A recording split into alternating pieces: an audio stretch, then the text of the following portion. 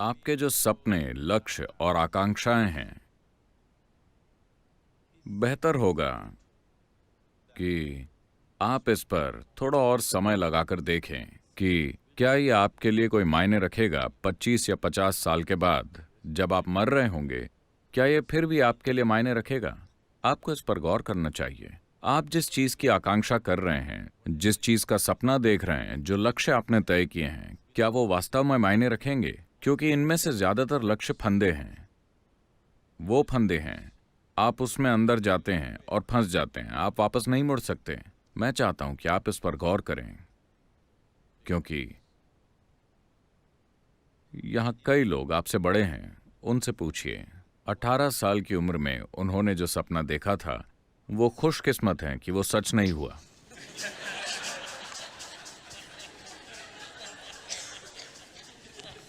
आया ना? अगर आपके जीवन में आपकी हर इच्छा और हर सपना सच हो जाता, तो क्या आप इसे सह पाते? सौभाग्य से उनमें से कई चीजें निकल गईं और कभी सच नहीं हुई, है ना? तो अच्छा होगा कि अगर आपकी उम्र का कोई भी व्यक्ति अपने जीवन के लक्ष्य तय करना चाहता है, तो अच्छा होगा कि वो अपने आसपास के सभी प्रभावों से एक ब्रेक ले लें। सामाजिक प्रभाव, परिवार के प्रभाव और दूसरे प्रभावों से अलग कहीं और चले जाएं। आश्रम इसीलिए।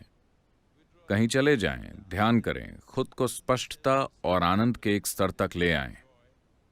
जब आप बहुत खुश और स्पष्ट हों, आपको तब फैसला करना चाहिए। जल्दबाजी में अपने लक्ष्य तय न करें। जल्दबाजी में तय किए गए लक्ष्य उस समय आपको बहुत महत्वपूर्ण लगेंगे। कल सुबह आपको पता नहीं कि आप उसके साथ क्यों उलझे हुए हैं। तो ये अच्छा होगा।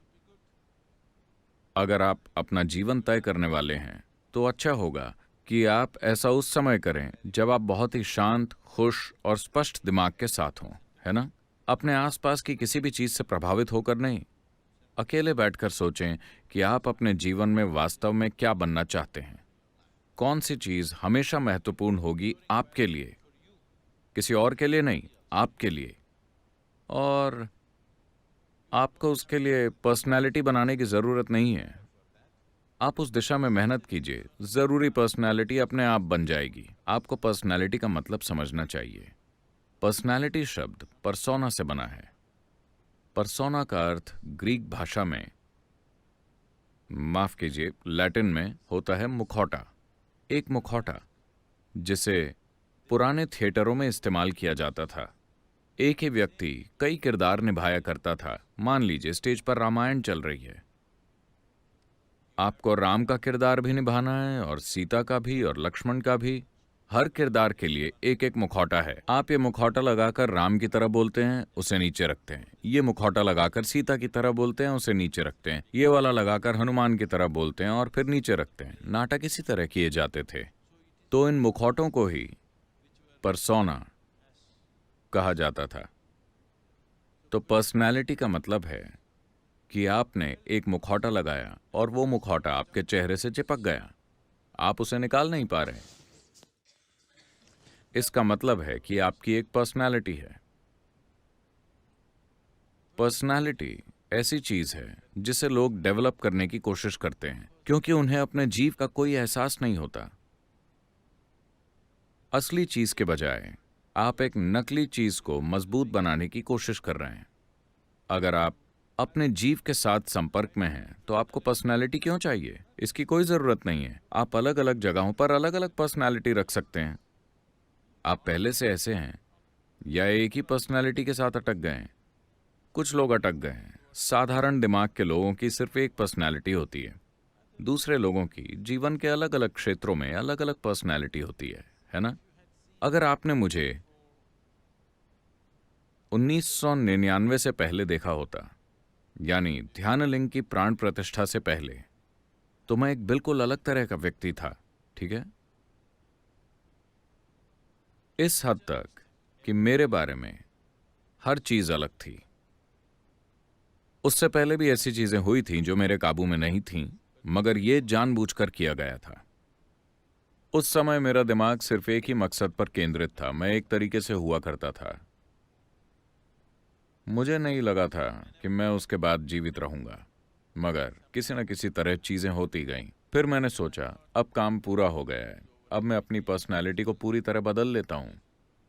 उस मकसद के लिए मैंने एक खास तरह की पर्सनैलिटी अपना रखी थी, और अब जब वो पूरा हो चुका है मैंने सोचा कि उसे बदल लेते हैं।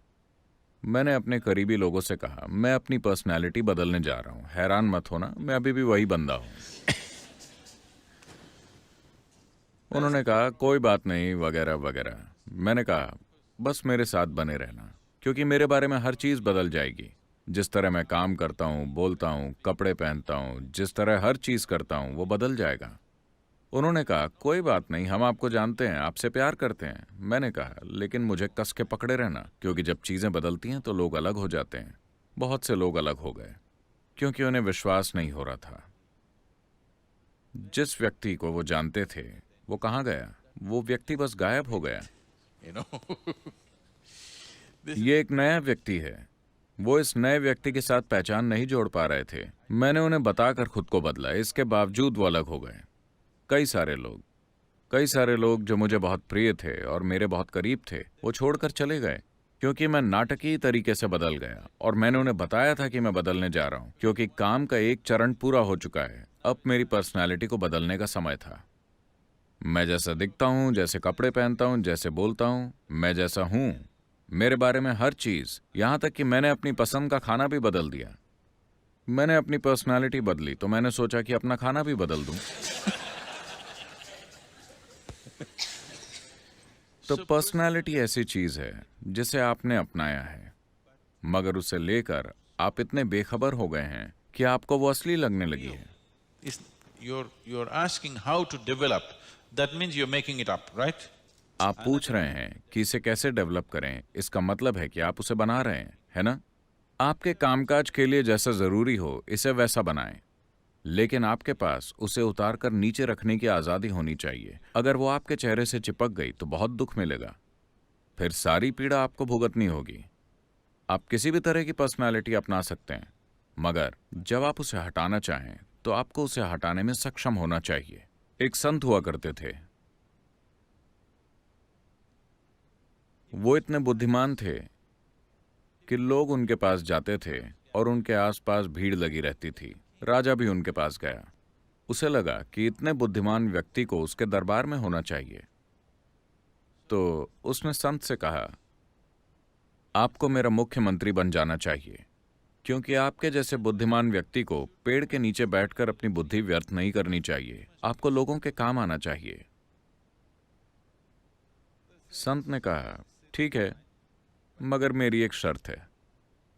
आपको अपने महल में मुझे एक कमरा देना होगा जहां मैं हर दिन 1 घंटा बिताऊंगा।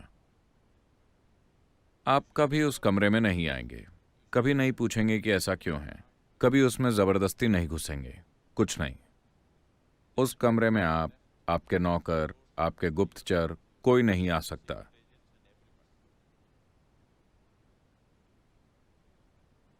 राजा बोला कोई दिक्कत नहीं है, मुझे क्या दिक्कत होगी।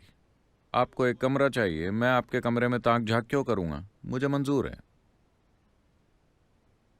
फिर जब भी कोई अहम बैठक होने वाली होती, वो संत जो अब मंत्री बन गया था, वो राजमहल के हिसाब से वैसे कपड़े पहनता था, मगर वो अंदर जाकर 1 घंटे के लिए खुद को एक कमरे में बंद करता और फिर बाहर आता। कुछ महीने और साल बीत गए, मगर फिर राजा की जिज्ञासा, ये जिज्ञासा हमें मंगल तक ले जा चुकी है। वो जानना चाहता है कि आखिर वो आदमी अंदर क्या करता है। चारों ओर अफवाहें फैलने लगी, अरे वो कुछ करता है, उसने अंदर किसी को रखा हुआ है, हो सकता है कि वो दुश्मन का जासूस हो, वो अचानक यहां आ गया, वो वहां क्या करता है। हर कोई, पूरा महल कानाफूसी करने लगा कि वो उस कमरे में क्या करता है। हर कोई उस कमरे में झांकना चाहता है, मगर हमेशा ताला लगा रहता है। वो आदमी अंदर जाता है, थोड़ा समय बिताकर बाहर आता है। खास तौर पर अगर कोई महत्वपूर्ण काम होना है, वो अंदर चले जाता है। हर तरह की अफवाहें उड़ी। तो एक दिन राजा से रहा नहीं गया। राजा ने उस आदमी से पूछा, मैं देखना चाहता हूं कि उस कमरे में क्या है। उसने कहा, आपने मुझसे एक वादा किया था, अगर आप वादा तोड़ते हैं तो मैं चला जाऊंगा। राजा ने खुद पर काबू किया। वो उन्हें खोना नहीं चाहता, वो बहुत बुद्धिमान है। और फिर उसके दूसरे दरबारी उसके कान भरने लगे, आप कुछ क्यों नहीं करते, पता नहीं अंदर क्या चल रहा है, कुछ खतरनाक हो सकता है, ये हो सकता है, वो हो सकता है। एक दिन जब वो नहीं थे, उन्होंने दरवाजा तोड़ा और अंदर चले गए।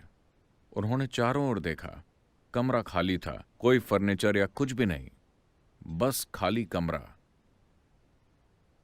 उन्हें कुछ नहीं मिला। वो यहां क्या करता है? फिर एक कोने में उन्हें बहुत पुराने कपड़े लटके हुए मिले और एक भिक्षा का कटोरा। उन्होंने पास जाकर देखा। उन्हें समझ नहीं आ रहा था कि ये क्या है। फिर वो अंदर आए और बोले, तो देख लिया आपने? राजा ने पूछा, आप यहां क्या करते हैं? वो बोले, जब भी मुझे कोई अहम फैसला करना होता है, मैं यहां आता हूं, अपने पुराने कपड़े पहनता हूं और भिक्षा का कटोरा लेकर बैठता हूं, ताकि मैं साफ साफ मैं महल की सारी चीजों में फंसना नहीं चाहता। मैं अपनी समझ को खोना नहीं चाहता इन कपड़ों और इन गहनों और बाकी चीजों में। तो मैं यहां आता हूं, ये कपड़े पहनकर अपना कटोरा लेकर बैठता हूं, फैसला करता हूं और बाहर आता हूं। मगर आपने वादा तोड़ दिया है। और वो चले गए। So, this is what meditation is for you. Every ध्यान day. आपके लिए यही है।